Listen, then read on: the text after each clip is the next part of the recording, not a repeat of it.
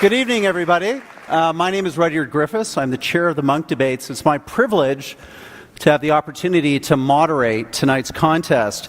Our debaters out here on stage and our debate underway. Our resolution is, be it resolved, humankind's best days lie ahead.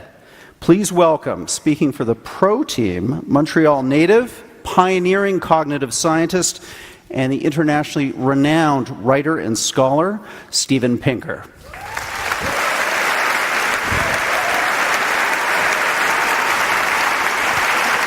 Thanks, Steven. Thanks for coming.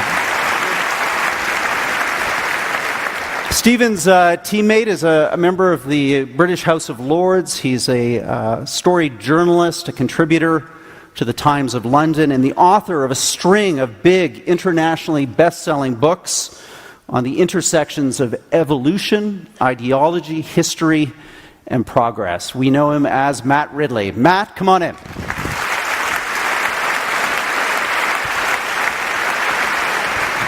you, Matt. Great to have you. Well, one great team of big-thinking debaters deserves another. To consider our resolution, be it resolved, humankind's best days lie ahead. Please welcome the celebrated UK-based author, broadcaster, and thinker, one of the leading public philosophers of his generation, Alain de Botton. Thank you, Alain. Thanks for making the trip. Well, Alain's debating partner is a person we love to read regularly in The New Yorker, where he's a staff writer. We've also read a few of his books. I hear there's over 10 million in print.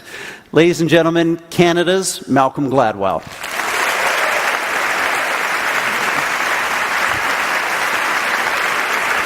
Malcolm, thank you. Thanks for doing this. Agree, disagree, 73% agree, 27% agree. The cup is definitely half full for this group. But as we know, these debates change, they're fluid, so we asked you, depending on what you hear tonight, are you willing to change your vote over the next hour and a half? 91% of you, yes, could change their vote. Only 10% of you were committed optimists. Fellow Canadians, citizens of the world, I plan to convince you that the best days of humankind lie ahead.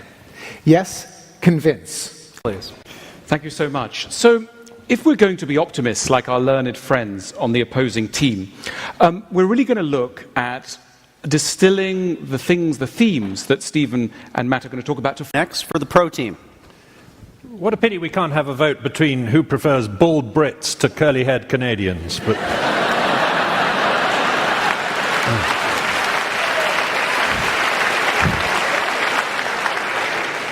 I just lost 10 seconds with that.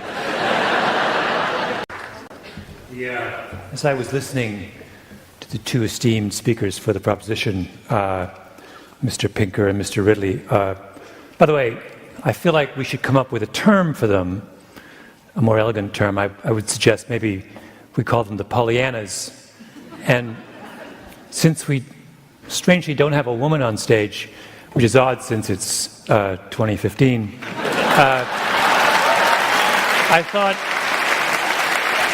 thought we could more usefully refer to them as Mr. and Mrs. Pollyanna, and I will leave it to your imagination to figure out who is Mrs. and who is Mr., although I feel like a simple look at the contents of their scalp will give you some indication of which direction is appropriate. In any case, as I was